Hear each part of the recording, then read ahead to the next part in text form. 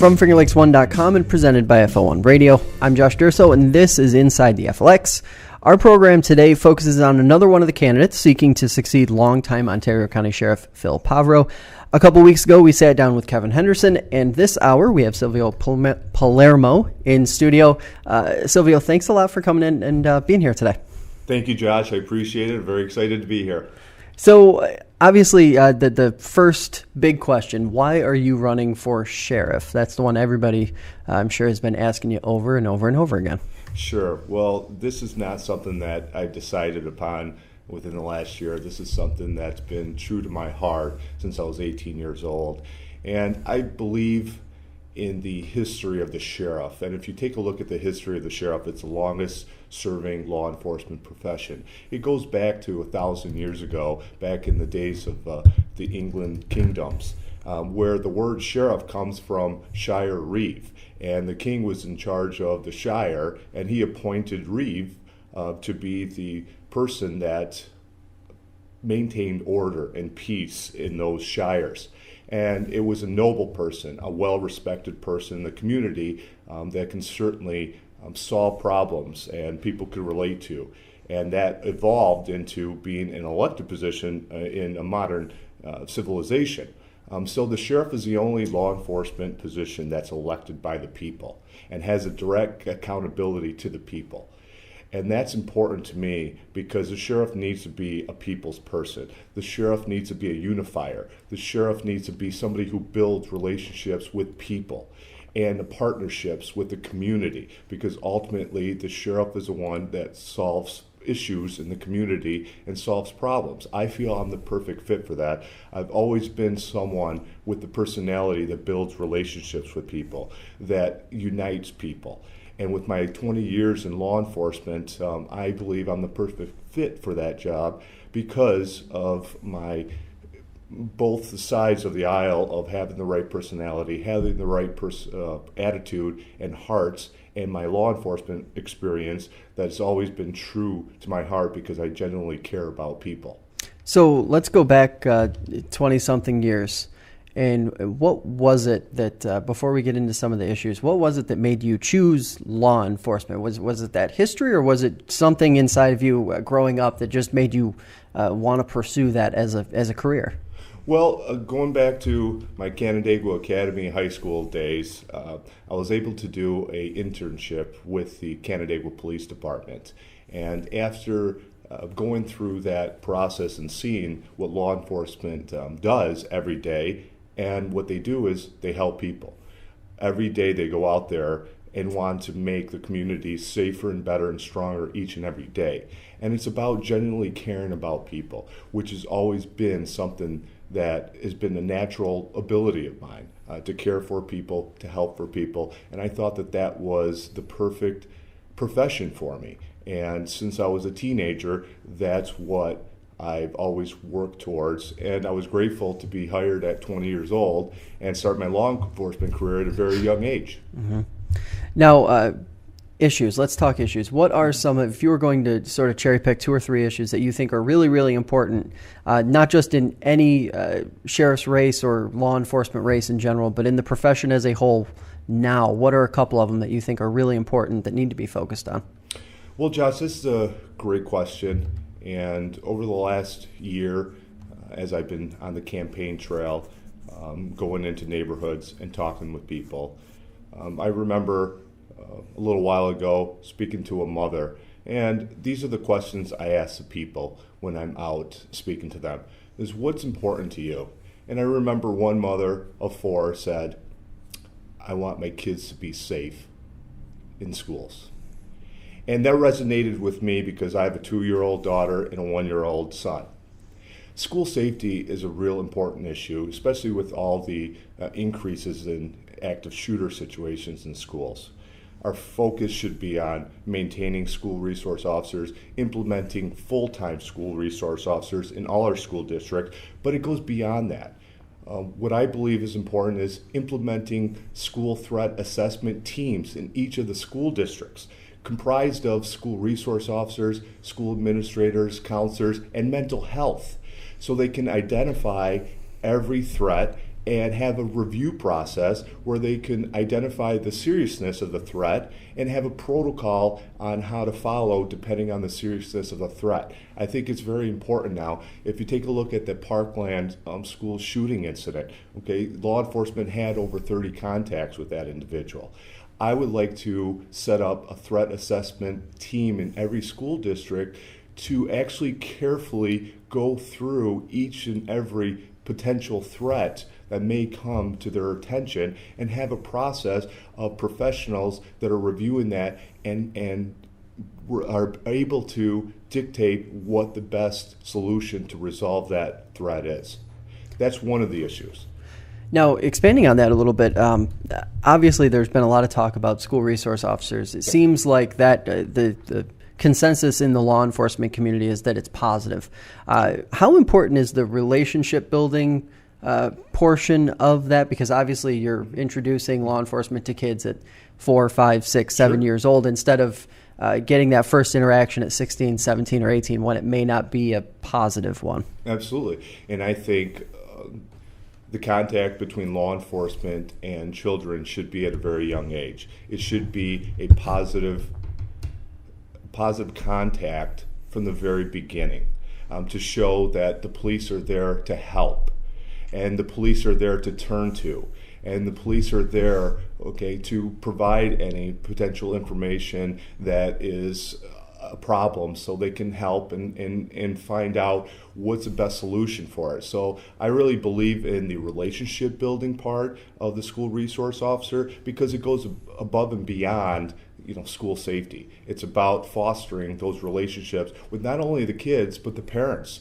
and the school teachers and the administrators. Again, law enforcement is about building relationships with the community, and the school is a big part of the community. So having a school resource officer there building those relationships inside the walls of the school is very important. And that in of itself is one of the main importance of why school resource officers are so important and so vital, in addition to the safety aspect of it. Now, what do you say to the folks who sort of negatively point out that, society is just more violent, that sort of misnomer, that things just aren't the way they were 20, 30, 40 years ago, and it just won't be possible to get back to a place where schools are completely safe or public spaces are completely safe? It seems like policing is a very methodical profession. It seems like you guys would have a very cut and dry response to that, which would be, no, we can do this, just have to plan. Is that the case? Sure. Well, nothing is 100% guaranteed. No matter what steps you take to try to prevent it, nothing is 100% safe, okay? But to have the proper training, to have all the protocols in place is your best case scenario to try to prevent or stop something immediately should it occur and stuff. So you want to be best prepared, with any issue. And the more training, the more protocols you put into place. For example, the threat assessment team. It's very important, and it's another level of protection. Right now, a lot of the schools don't have a threat assessment team. But if we add an extra level, the more levels of safety we add, the better off we're going to be. But again, nothing is 100% safe. Mm-hmm. Now, just for clarification for our listeners, threat assessment team, what does that look like for those who might not be familiar with the school systems or the law enforcement community? Well, I envision a school resource officer working with school administration person, school counselor, and mental health. This group of people that are identified will go through the threat assessment training, and they would be equipped with the tools necessary to be able to look at the risk and be able to determine the severity of the risk, and then from that point on, depending on the severity of the risk, dictate what is the proper response to deal with that. If it's a high-risk, serious situation, you have mental health involved. Is this a mental health issue? Does this person require an evaluation right away or not? It's having the proper training to be able to look at each threat and have a direct response correlated with whatever this threat is in front of them. Is this where now, when you talk about trainings, is this where all of the accreditations and things like that we see in the news from time to time, different law enforcement agencies pushing toward these state accreditations? Is this where these come in, where the training really does pay off when something serious or even something not so serious happens, that it can be handled properly? Well, sure. I mean, it's important because each standard is there for a reason. And if you follow the standards, obviously you're going to be better off because it's been put in place for a reason. And this is the type of training we need to follow. And accreditation does that. Accreditation puts in the standards that makes everything more efficient. Mm-hmm. And over the years, it has a history of making things efficient, which is why these standards are in place and we will want to follow. So on the community relations side, Ontario County, the Sheriff's Office has one of the best, if not the best, reputation in the Finger Lakes. How do you continue to make sure that reputation is in the forefront and in a positive light after a very long tenure under Sheriff Pavro? Well, Sheriff Pavro has done a tremendous job. After 28 years, his footprint will be everlasting at the Sheriff's Office in Ontario County. And we have to build upon that. And a first-term sheriff after 28 years of Sheriff Pavro, that first-term sheriff has to develop his own identity and build that trust with the community and the partnership that Sheriff Pavro has been able to develop. And he's developed that over 28 years, almost 3 decades. Mm-hmm. So it is very, very important for the first-term sheriff after Pavro's tenure to be able to establish their own identity in the community and is able to establish its own trust with the community and expand upon building the relationship and being a visible leader, okay, and being approachable, being accessible. Having the right personality, having the right attitude, just like Sheriff Pavro has had over the years, is a way of building that trust and building that partnership with the community. And it's so important to be able to do that on so many different levels and to continue those community relations. And it's very important as sheriff to take this and make it into a partnership where law enforcement in all parts of our community comes together to solve problems in a proactive manner and to open our minds and to think and work together. Now, that sounds fantastic on paper, and I'm sure a lot of people will agree with you in saying that is exactly what needs to happen. But it also sounds very daunting. I guess the question would be, why are you the right person to fill and take on that role specifically? Well, again, I go back to my 20 years of experience in law enforcement. I've been a proven leader for the last 12 years. I've been a police manager for the last 12 years. I've been able to accomplish a lot of the things in law enforcement up to this point. And again, it goes back to having the right heart and the personality and the attitude and the ability to build those relationships. I've always been building relationships. It's always been important to me. Being accessible and approachable is very important. And being a leader that's right out front of the community is certainly going to be important to foster that relationship. Now, being active in law enforcement still, I have to ask, your assessment of the opioid epidemic as it stands right now, and the progress that's been made over the last few years, but the work that still needs to be done. Well, there's a lot of work that needs to be done, Josh, and I've been in a place where I've been directly involved in the fight against the opioid process. As a full-time police officer, a full-time police manager, I've been at scenes of overdose deaths. I've coordinated investigations over overdose deaths. I've been on the front lines battling this almost on a daily basis in my current profession. And it's a problem that is just getting worse. and we need to start fighting hard. And it's going to take a measure of not just enforcement, because this is not just a criminal justice issue. Right. This is just as bad as a public health emergency as a criminal justice issue. Right. So on a law enforcement side of this, you got to take a two-step approach, okay? Aggressive enforcement is very important, okay? Going after the drug dealers that are spreading this poison and sending a strong message to them.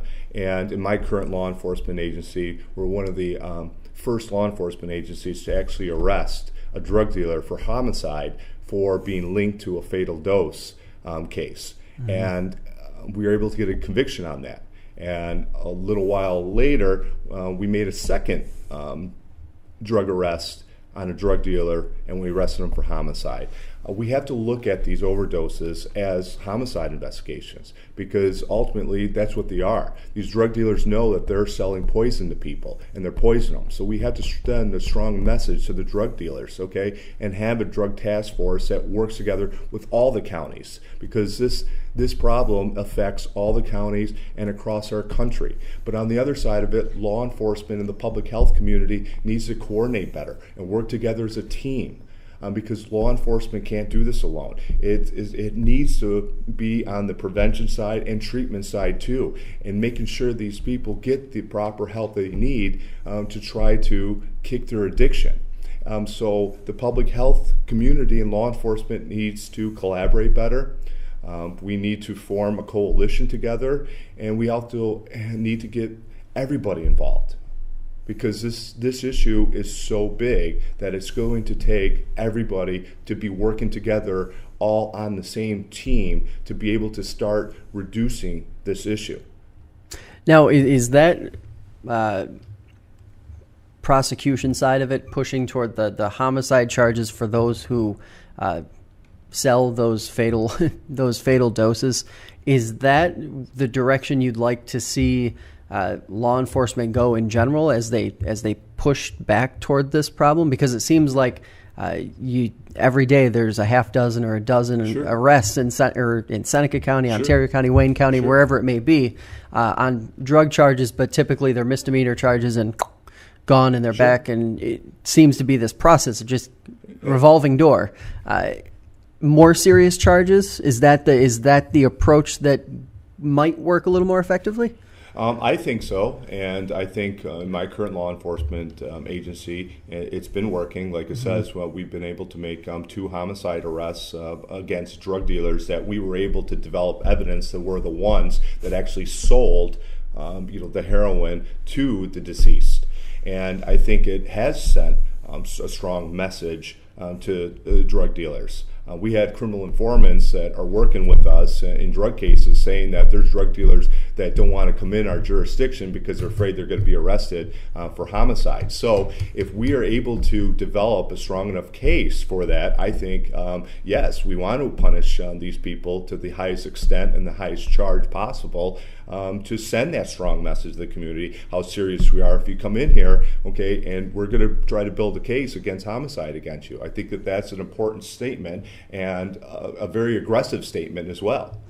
Now, given the scope of the problem and given how long criminal investigations can take, what is a realistic sort of time frame for when you think the region as a whole might start to see improvement if that more aggressive tact is taken on this issue?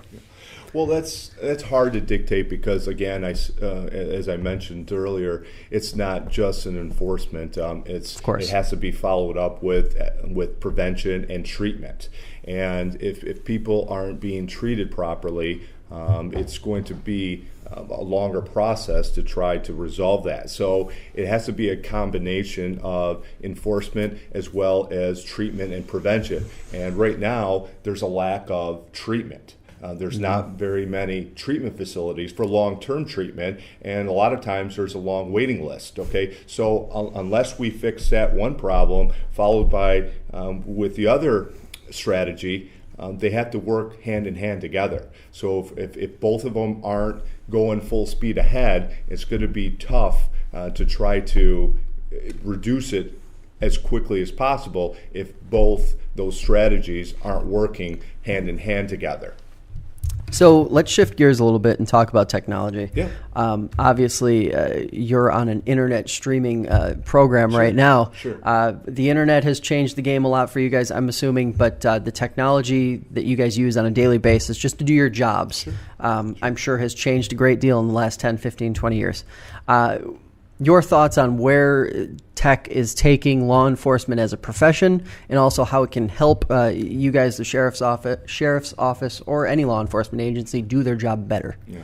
Well, Josh, I remember when I started my law enforcement career 20 years ago that text messaging wasn't around and Facebook wasn't around. And now look at us where we are today. Yeah. And that has been the same change that has occurred with law enforcement. When I started, I didn't have a computer in my car. Okay, now we do everything on our computer in our cars. And let's take, for instance, body cameras. Body cameras, when I started, wasn't even a thought. And now most agencies have body cameras.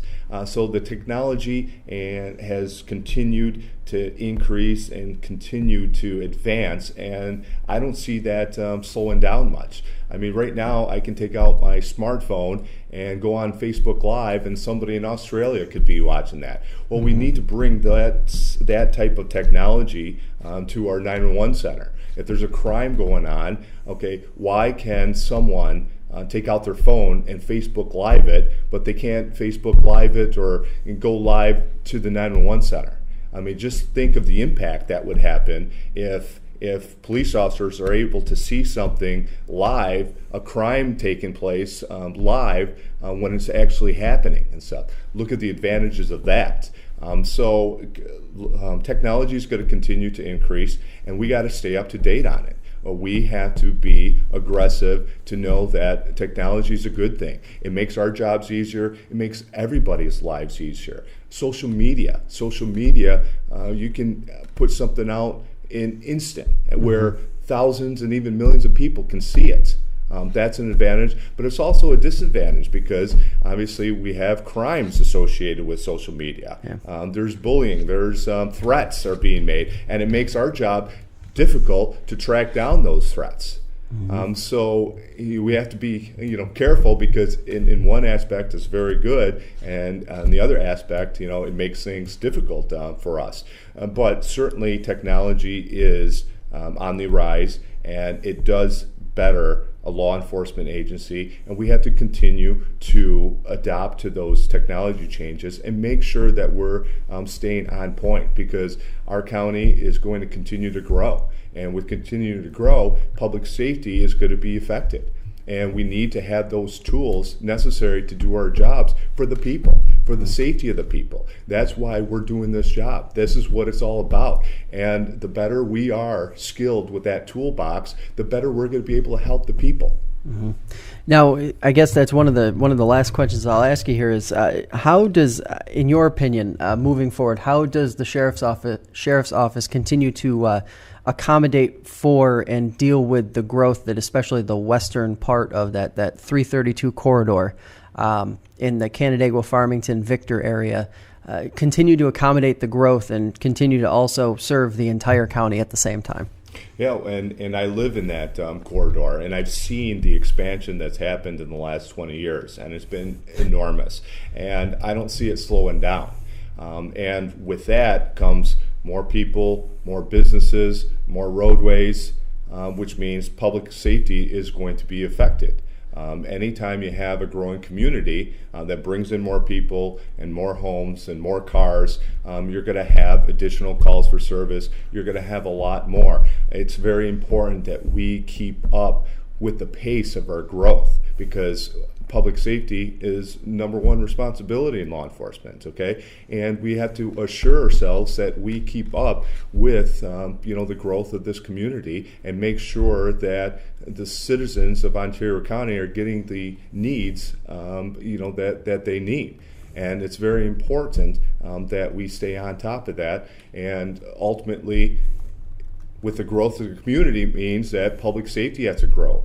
Not only in size, but all the advancements and training. And as the scope of law enforcement responsibilities continues to increase, the need for more training and education requires a higher level. And as sheriff, it is essential to invest in additional training and education for all of its employees, because in order for law enforcement to be effective in the ever-changing world, training and education must advance to keep up with that. Mm-hmm.